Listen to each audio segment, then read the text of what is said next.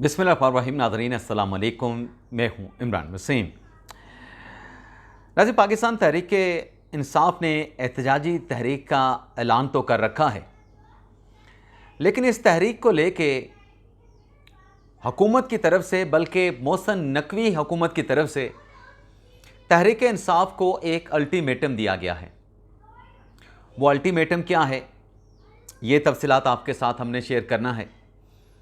दूसरी खबर है नाजरीन, उमर अयूब साहब जिन्हें अपनी गिरफ्तारी का डर है, गिरफ्तारी का खदशा है। उमर अयूब की तरफ से chief justice of Pakistan justice Yahya Afridi को ख़त लिखा गया। उमर अयूब साहब ने लिखा, शिबली फराज साहब ने लिखा, पंजाब के deputy opposition leader Moin Qureshi sahab ने लिखा। उस ख़त पे नाजरीन पीटीआई के ज़राए के मुताबिक चीफ जस्टिस के स्टाफ से, अब चीफ जस्टिस के स्टाफ से अगर कोई रब्ता करता है, और ये पीटीआई का दावा है कि उमर अयूब के साथ रब्ता किया गया है, चीफ जस्टिस और उमर अयूब के रब्ते में क्या बातें हुई हैं, क्या बातचीत हुई है, इस खबर की डिटेल। अडयाला जेल में क्या बड़ी तब्दीली आई है, तहरीक इंसाफ से मुतल्लिक एक और अहम खबर है, अदालती रिलीफ मिला है। लेकिन ये तमाम जो ख़बरें हैं, इनकी तफसीलात पे आने से पहले आपसे दरख्वास्त के चैनल को सब्सक्राइब कर लें, बेल आइकॉन का बटन प्रेस करें। वीडियो पसंद आए तो इसे लाइक और शेयर ज़रूर कीजिएगा। तो पहली खबर नाजरीन, जिसका मैंने इंट्रो दिया उससे हटके है, लेकिन पाकिस्तान से मुतल्लिका है। ख़बर यह है कि अमेरिकन प्रेसिडेंट डोनाल्ड ट्रंप ने भारत पर 25% टैरिफ का निफाज कर दिया है। सदर ट्रंप ने अपने सोशल मीडिया पे जो पोस्ट किया है, जो स्टेटमेंट जारी किया है, उसमें यह कहा गया है कि भारत हमारा दोस्त है, लेकिन पिछले कुछ अरसे से भारत के साथ अमेरिका की तिजारत कम रही, और उसकी एक वजह डोनाल्ड ट्रंप ने यह बताई है कि जो इंडिया का टैरिफ है, जो टैक्स है, वो दुनिया में सबसे ज़्यादा है। और साथ में डोनाल्ड ट्रंप ने यह भी कहा कि रशिया से हमेशा भारत ने असला ख़रीदा, जंगी साजो सामान ख़रीदा, और चीन के साथ साथ इंडिया भी रशिया की तवानाई का एक बड़ा ख़रीदार है। और एक ऐसे मौके पे जब दुनिया ये चाह रही है कि रूस यूक्रेन पे जो जंग मुसल्लत की गई है, उस जंग को रोक दिया जाए, तो इन हालात में डोनाल्ड ट्रंप ने कहा है कि भारत को ना सिर्फ 25% टैरिफ अदा करना पड़ेगा, बल्कि पेनल्टी भी अदा करनी पड़ेगी। अच्छा, ये पैगाम सोशल मीडिया के अपने अकाउंट पे, हैंडल पे पोस्ट करने के बाद डोनाल्ड ट्रंप साहब ने यह भी लिखा कि ऐलान ख़त्म हुआ। जिन्होंने ऐलान पे तवज्जो दी, उनका बहुत बहुत शुक्रिया। तो ये जो ट्रंप साहब ने, जिनकी सालसी भारत एक्सेप्ट करने के लिए तैयार नहीं, राहुल गांधी ने भी मोदी सरकार को ऑप्शन दिया था कि अगर सालसी डोनाल्ड ट्रंप ने नहीं कराई तो आप लोकसभा में ठहर के कह दें कि अमेरिका झूठा है, डोनाल्ड ट्रंप झूठ बोल रहे हैं। उस पर मोदी साहब लाजवाब हो गए थे। लेकिन आज डोनाल्ड ट्रंप ने भारत पे 25% जो टैरिफ का नफाज किया है, ये भारत के लिए और ख़ास तौर पे मोदी सरकार के लिए एक बहुत बड़ा झटका है। अब नाज़रीन आते हैं अपने वीडियो लॉग की जो खबरें हैं। नाज़रीन, पाकिस्तान तहरीक इंसाफ के दो रहनुमा, एक अपोजिशन लीडर जनाब अहमद खान भट्टर साहब PP 87 से MPA मुंतखब हुए थे, और NA 66 से अहमद चट्टा साहब MNA मुंतखब हुए थे। इन दोनों की जो ATC अदालत के फैसले के बाद नशिस्तें कौमी और सूबाई असम्बली की खाली हुई हैं, इलेक्शन कमीशन ने इस पर ज़िमनी इलेक्शन का शेड्यूल जारी कर दिया है, और शेड्यूल के मुताबिक 11 अगस्त तक नॉमिनेशन पेपर जमा करवाए जाएंगे, और 18 सितंबर को इन दोनों हलकों में, कौमी और सूबाई हलके में, इलेक्शन कमीशन की जानिब से पोलिंग करवाई जाएगी। लेकिन एक और भी हैं पाकिस्तान तहरीक इंसाफ के रहनुमा जो डिस्क्वालीफाई हुए प्रॉपर्टी छुपाने पे, असासे छुपाने पे, जनाब जमशेद दस्ती साहब। जमशेद दस्ती साहब ने जो लाहौर हाई कोर्ट में ECP का फैसला चैलेंज किया था, आज उन्हीं जज साहबान ने, जिन पे ऑब्जेक्शन किया जा रहा था कि ये एडिशनल जजेस हैं, इनको तो अपनी कन्फर्मेशन का डर होगा कि अगर हुकूमत के ख़िलाफ़ फ़ैसला दे दिया, PTI के हक़ में फ़ैसला दे दिया, तो हमें मुस्तकिल कैसे किया जाएगा।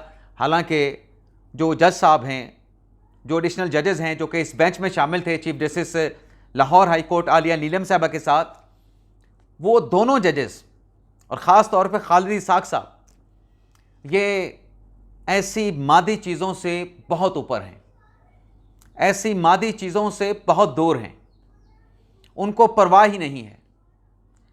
वो जज बनने से पहले भी माशाल्लाह अल्लाह ताला को उन पे बड़ा करम था और अब भी बड़ा करम है। और आज इस केस में इसी बेंच ने जिस पे एतराज़ किया जा रहा था जमशेद दसी साहब को रिलीफ दिया है। क्या रिलीफ दिया है कि जो इलेक्शन कमीशन की तरफ से शेड्यूल जारी होना था ज़िमनी इलेक्शन का, उनके हलके में NA 175 में उसको सस्पेंड कर दिया है कि शेड्यूल जारी ना किया जाए। और मिस रिपोर्टिंग भी की जा रही है। मिस रिपोर्टिंग क्या हो रही है कि लाहौर हाई कोर्ट ने इलेक्शन कमीशन का फैसला सस्पेंड कर दिया। लाहौर हाई कोर्ट ने इलेक्शन कमीशन का फैसला सस्पेंड नहीं किया।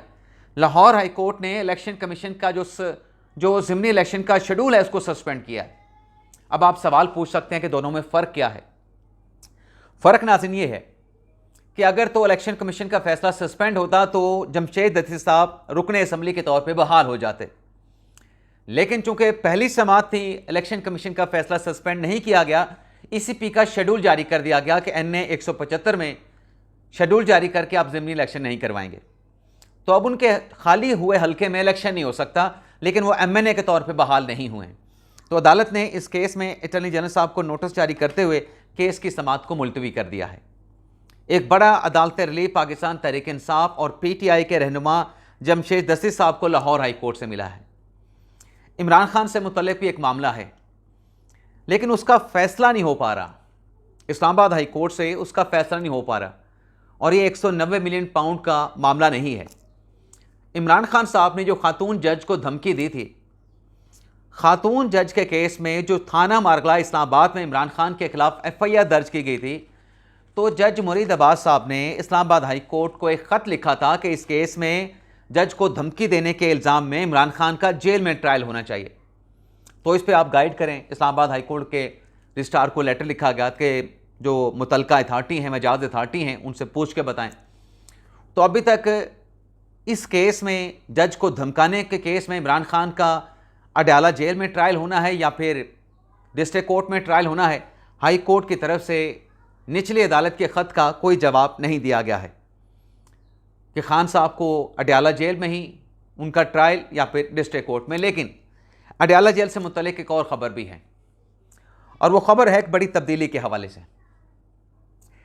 तब्दीली नाज़रीन ये है कि नारोवाल में एक तैनात थे जेल खाना जात के एक ऑफिसर खावर अब्बास साहब, जिनको नारोवाल से ट्रांसफ़र करके अडयाला जेल में डिप्टी सुपरिटेंडेंट के तौर पे तैनात कर दिया गया है। और उनकी जो जिम्मेदारी, जो पोर्टफोलियो उनको दिया गया है, वो दिया गया है डेवलपमेंट का, यानी डिप्टी सुपरिटेंडेंट डेवलपमेंट के ओहदे पे अडयाला जेल में खावर अब्बास साहब को लाया गया है नारोवाल से ट्रांसफ़र करके। इसको भी खान साहब जो है वो कोई ना कोई इस पर भी इशू खड़ा कर देंगे कि ये भी मेरे लिए लाया गया है, मेरे ऊपर सख्ती करने के लिए लाया गया है। हालांकि ये इनका ताल्लुक़ जो है वो जेल में तरक्याती कामों के हवाले से है, तरक्याती मामलात के हवाले से है। अब नाज़रीन आ जाते हैं जो ख़तूत चीफ जस्टिस याहिया अफरीदी साहब को लिखे जा रहे थे। ख़त नाज़रीन जो पंजाब के डिप्टी अपोजिशन लीडर ने लिखा, मोइन रियाज कुरैशी साहब ने, शिबली फराज साहब ने और शिबली फराज के साथ उमर अयूब साहब ने, उन तीनों ख़तूत में बात की गई 9 मई के ट्रायल की कि जो इंसाफ का कत्ल हो रहा है, इंसाफ को क्रश किया जा रहा है, आइन को पामाल किया जा रहा है। तो असूली तौर पे ये जो लेटर है ये लिखा जाना चाहिए था मुतलका जो हाई कोर्ट है उनके मुतलका मॉनिटरिंग जज, जो कि ATC अदालतों के मॉनिटरिंग जज हैं, उनको लिखा जाना चाहिए था, लेकिन चीफ जस्टिस को लिख दिया गया। और साथ में सोशल मीडिया पे और मीडिया पे इस ख़त की तशहीर और इस ख़त के बाद प्रोपोगेंडा भी। अब PTI के इंटरनल ज़राए से ये ख़बर सामने आई है, जो कि सहाफ़ियों को of the record information share की गई है कि इन खतूत पे चीफ जस्टिस के चैम्बर से उमर अयूब के साथ, अपोजिशन लीडर के साथ रब्ता किया गया है। अब चीफ का स्टाफ चीफ जस्टिस की कहने के ऊपर ही रब्ता करेगा उमर अयूब के साथ, एज़ पर तहरीक इंसाफ के एक अहम रहनुमा, जो कि माजी में पार्टी के अहम ओहदे पे थे, आजकल पार्टी के ओहदे पे नहीं हैं, और वो अहम शख्सियत मुख्तलिफ शख्सियात के पास भी जाते हैं कि मुझे इमरान खान साहब के साथ मुलाकात का मौका मिले तो मैं खान साहब को समझा लूँगा कि हमें मुज़ाहमत की बजाय मुफाहमत के ऊपर चलना चाहिए, मुफाहमत का रास्ता अख्तियार करना चाहिए। सोहबतें भी उस शख्स ने बर्दाश्त की हैं, मुश्किलात भी उस शख्स ने बर्दाश्त की हैं। उस अहम शख्सियत ने आज पीटीआई की जो बीट कवर करने वाले सहाफ़ी हैं उनमें चंद सहाफ़ियों को यह बताया है कि उमर अयूब के साथ चीफ जस्टिस का रब्ता हुआ है, और उस रब्ते में चीफ जस्टिस ने उमर अयूब साहब को जुमे के दिन अपने पास बुलाया था कि आप मेरे चैम्बर में आएँ और जुमे के दिन आके बताएं कि आपका मसला क्या है, आप खतूत लिख रहे हैं, आप मुझे मुलाकात में आके बताएं। तो आगे से जवाब ये दिया गया उमर अयूब की तरफ से पीटीआई के अपने ज़राए के मुताबिक कि उमर अयूब साहब कहते हैं कि मुझे ख़तरा है। ख़तरा क्या है? ख़तरा यह कि मुझे गिरफ़्तार कर लिया जाएगा। अच्छा जी, फिर क्या होना चाहिए? तो उमर अयूब साहब ने कहा कि चीफ जस्टिस साहब पेशावर हाई कोर्ट आ जाएं, रजिस्ट्री में सुप्रीम कोर्ट की, और वहाँ पे मैं उनके साथ मुलाकात कर सकता हूँ। पेशावर खैबर पख्तूनख्वा में मुझे गिरफ़्तारी का डर नहीं है। तो ये सहाफ़ियों को बताया गया है, फीड किया गया है ऑफ द रिकॉर्ड कह के। अब जब 10 बंदे वहाँ पे बैठे हों तो 10 बंदों में ऑफ द रिकॉर्ड बात नहीं रहती, निकल जाती है किसी न किसी तरीके से। लेकिन हमने इस मामले के जब सुप्रीम कोर्ट से तस्दीक करने की कोशिश की तो हमें इसकी फ़िलहाल, जब तक मैं ये प्रोग्राम रिकॉर्ड कर रहा हूँ, किसी किस्म की कंफर्मेशन ना मिल सकी है कि आया कि पीटीआई के ज़राए की जानिब से बताया जा रहा है कि उमर अयूब के साथ चीफ जस्टिस के चैम्बर से स्टाफ ने रब्ता किया है। इसकी फ़िलहाल कोई तस्दीक नहीं हो सकी है। सवाल हमने दे दिया है, मामला हमने वहाँ तक पहुँचा दिया है, तो जैसे वहाँ से कोई जवाब आएगा तो नेक्स्ट वीडियो लॉग में इस पे जो काउंटर चेक है, जो मौक़िफ़ है, रद्द-ए-अमल है, वो भी आपके साथ हम शेयर कर देंगे। अब नाज़रीन आ जाते हैं। अच्छा, यहाँ पे एक नुक्ता और भी मेरे जहन में आ गया कि अगर ये 9 मई के केसेस के मामला पर जो पीटीआई के लोग राब्ते कर रहे हैं चीफ जस्टिस याहिया अफरीदी के साथ, पहले भी एक मरतबा चीफ जस्टिस याहिया अफरीदी साहब ने कमरे अदालत में कहा था कि मुझे अप्रोच ना किया जाए, मैं बेबस हो जाता हूँ जहाँ से ये मुझे अप्रोच कराते हैं। ये अफरीदी साहब ने कमरे अदालत में कहा था कि मैं बेबस हो जाता हूँ जिस जगह से मुझे ये सिफारिशें कराते हैं। तो अब ये जो राब्ते हैं और जो मुलाकात होने जा रही है, क्या इस मुलाकात के बाद जो 12 अगस्त को इमरान खान साहब की 8 दरख्वास्त ज़मानतों पे समाअत होनी है, क्या वो केस दरख्वास्त ज़मानतों का याहिया अफरीदी साहब सुनेंगे? कहीं ऐसा तो नहीं, मुझे खदशा है कि अफरीदी साहब वो केस सुनने से इनकार ही ना कर दें। खदशा है, मैं कोई इंफॉर्मेशन की बुनियाद पे नहीं बात कर रहा, मेरा अपना एक अंदाज़ा है, गैस वर्क है कि बेंच ही ना टूट जाए फिर दोबारा। इसके अलावा नाज़रीन, एहतजाजी तहरीक के हवाले से आज पाकिस्तान तहरीक इंसाफ की सियासी कमेटी का इजलास होने जा रहा है, और सियासी कमेटी के इजलास के साथ इस तहरीक की ज़िम्मेदारी, जो बोझ तहरीक तहफ़्फ़ुज़ पाकिस्तान के कंधों पे जो डाला गया है, यानी महमूद खान अचकज़ई साहब के कंधों पे जो जिम्मेदारी डाली गई है, कल इस प्लेटफॉर्म से 2 रोज़ा APC का या कॉन्फ्रेंस का इनकाद होने जा रहा है। लेकिन आज मुस्तफ़ा नवाज़ खोखर साहब ने प्रेस कॉन्फ्रेंस करके ये बताया है कि जिस होटल में ये कॉन्फ्रेंस होनी थी, ये बैठक होनी थी तहरीक आईने तहफ़्फ़ुज़ पाकिस्तान की, उस होटल में हमारी जो बुकिंग थी उसको कैंसिल करवा दिया गया है। लेकिन मुस्तफ़ा नवाज़ खोखर साहब ने कहा, अगर मैंने पहले गलत नाम लिया तो उसके लिए माफ़ी, मुस्तफ़ा नवाज़ खोखर साहब ने कहा कि हम कल 10 बजे होटल पे आएंगे और अपना हक़ राहदही, हमारा जो हक़ है, उसको एक्सरसाइज यहाँ पे बैठ के करेंगे। तो देखते हैं कि कल इस 2 रोज़ा कॉन्फ्रेंस के हवाले से जो कि 31 और 1 अगस्त के लिए बुलाई गई है, इसमें क्या पेशरफ्त होती है। और इसी एहतजाजी तहरीक के मामले को लेके हुकूमत की तरफ से भी तहरीक इंसाफ को एक पैगाम दिया गया है। एक तो हुकूमत ने सॉफ्ट मैसेज दिया है कि अगर इमरान खान के बेटे पाकिस्तान में आते हैं तो उनके पाकिस्तान आने में किसी किस्म की रुकावट नहीं है, वो खुशी के साथ किसी रिजर्वेशन के पाकिस्तान में आएँ, उनको आने की मुकम्मल इजाज़त है। और ये ख़बर हम आपके साथ पहले भी शेयर कर चुके हैं कि अगर दोनों बेटे आते हैं हुकूमत की तरफ से, उनके पाकिस्तान आने पे कोई रुकावट खड़ी नहीं की जाएगी।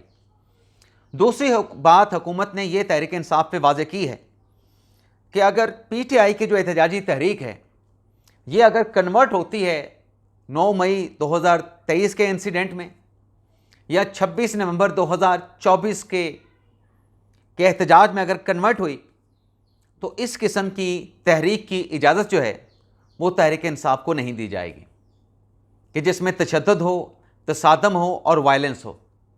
लेकिन पाकिस्तान तहरीक इंसाफ का यह दावा है कि हमारा जो 5 अगस्त को एहतजाज है वो पुरअमन होगा। इजाज़त चाहते नाज़रीन, अल्लाह हाफ़िज़।